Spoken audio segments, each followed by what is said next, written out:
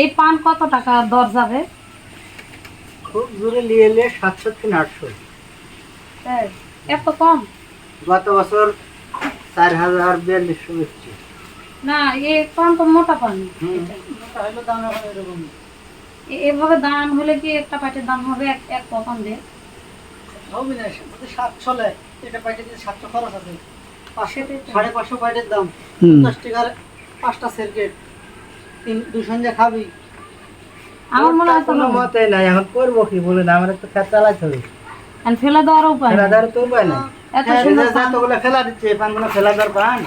এগুলো কাইটে একসময় বিক্রি করলে 800, 900, 1000 টাকা বিড়াও পাওয়া যাচ্ছে। 1500-2000 টাকা দর বিক্রি করা হচ্ছে এই কাটা পানি।